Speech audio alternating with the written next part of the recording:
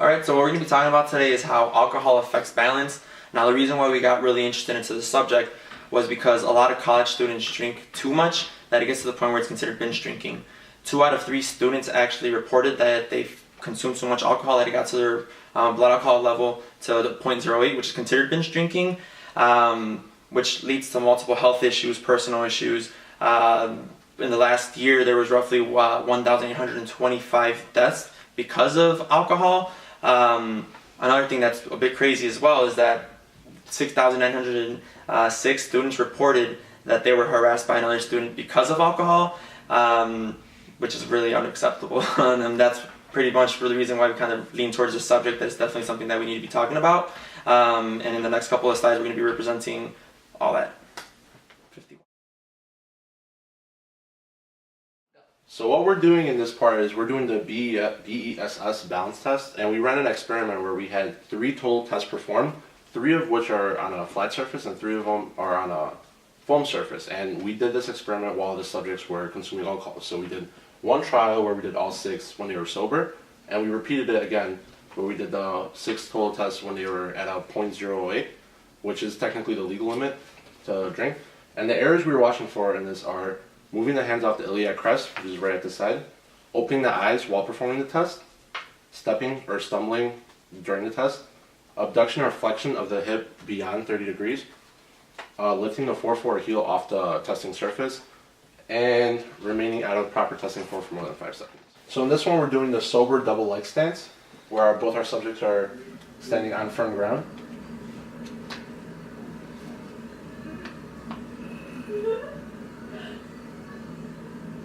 You can notice that none of them are performing any errors yet, and it's past the 5-minute mark, or 5-second mark, so based off this, there's not going to be an immediate termination of the test. And both subjects during this got 0 points for it. In the tandem stance on firm ground,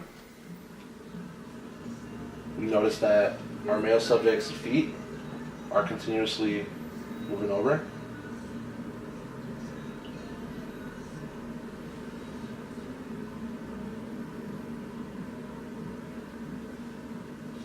And you can see that he steps out, so that's going to be 2 points for the male subject and 0 points for the female.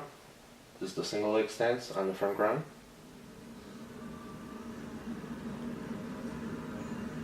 And we notice that his foot's swaying, so that's going to be a point.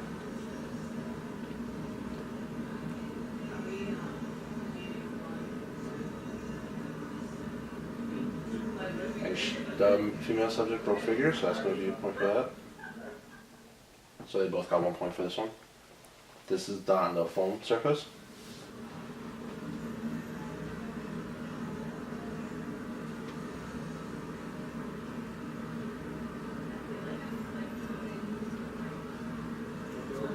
Both subjects received 0 points for this one because they didn't provide any errors.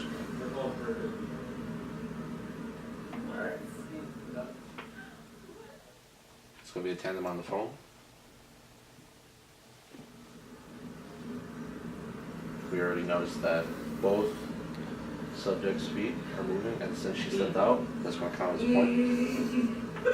That's another point for the male subject.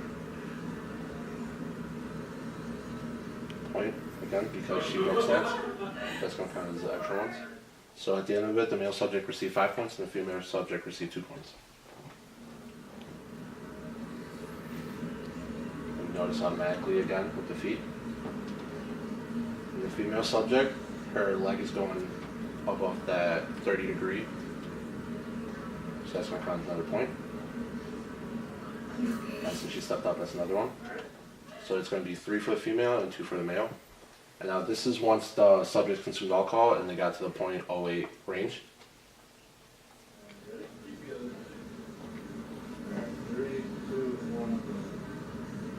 We notice that since she's swinging her feet, that's going to count as a point.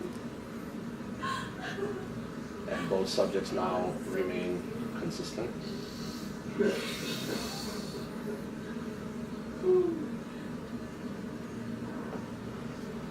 So the female subject will receive 1 point for this, and the male subject will get no points.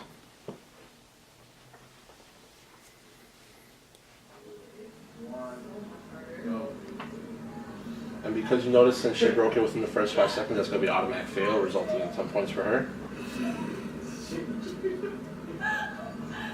So hard.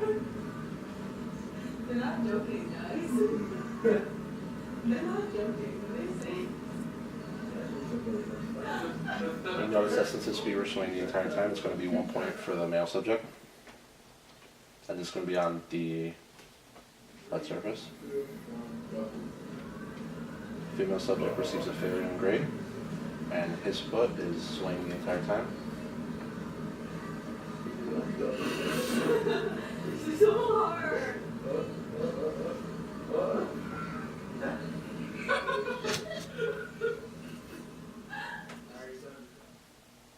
Now this is going to be on the foam.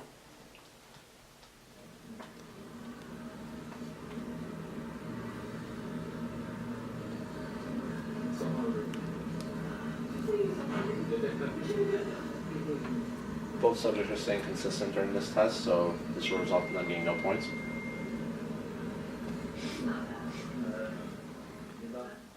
This is going to be the tandem stance on the foam.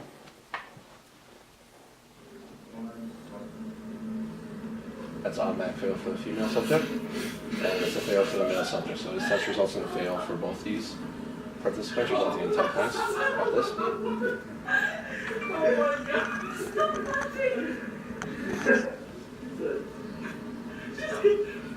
Stop. No, stop. She kept running. And this last one's going to be a single leg stance on the foam surface. And it's a fail automatically for the male subject and for the female subject, resulting again in 10 points each. So at the end of this, all put together, during the sober session, the female subject accumulated a total of 6 points, and the male subject accumulated a total of 10 points. During when they were under the influence, that session resulted in 41 points for the female and 20 for the male. So because of this, the female had a 6.83 times worse balance score than when she was under the influence than when she was sober, and the male had 2.2 times as worse when he was under the influence as when he was sober. Looking at how alcohol affects balance, we have to take a further look at how it affects the brain's function. So first we have to take a look at how alcohol affects the neurotransmitters in the brain. So basically we have inhibitory and excitatory neurotransmitters. So alcohol basically increases the level of inhibitory transmitters, which are the GABA ones, and that pretty much slows down and slurs the individual's speech and their thinking processes. When a person ingests alcohol, also we have to take a look at the cerebral cortex. So it basically targets the behavioral inhibitory centers of the cerebral cortex, making the person's cognitive and thought processes slow down. So basically their regular thinking gets slowed down, and they start thinking that they can do things that usually they wouldn't tend to do. Alcohol also affects the part of the brain which is called the cerebellum, which is in charge of balance. It's balance and coordination. So when alcohol is consumed, gaits become off balance and movements are no longer coordinated, which is why they would fail to walk in a straight line during the straight line walk test when testing for like alcohol consumption. I'm going to be talking about how alcohol affects the muscles. So it's basically characterized by the lessening of protein synthesis and contents, which results in atrophy of muscle fibers, which pretty much implies alcoholic myopathy. So what that is, as we researched, the effects of alcohol directly affects the cytoskeletal muscle proteins. It also directly affects nebulin and titin. So what nebulin is an actin bonding protein, so it binds to 200 actins, which pretty much is found in thin filaments of the sarcomeres, which are in the skeletal muscle. And then we have titin, which is a protein that functions as a molecular spring, which is responsible for the passive elasticity of muscles. So in all of that, as alcohol inhibits both, it actually decreases the amount and contents of both of them. Pretty much just having overall muscle malfunction, if anything, just a decrease in function overall. So in conclusion, alcohol have proven to affect the body in all of the kinetic chain from top to bottom. Initially, alcohol would affect the individual in the cognitive brain functionality. By increased alcohol consumption, it also increases the level of inhibitory neurotransmitter, which slow down the brain chemistry of neurofiring. Next, the alcohol will start to influence the muscle fiber, which is work on the physical aspect.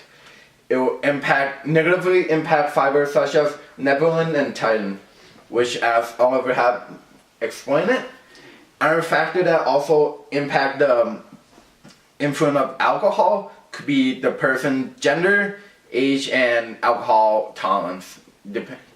Which other factors also the weight. Results have shown that if you're more muscle dense or weight heavy, you tend to have higher tolerance.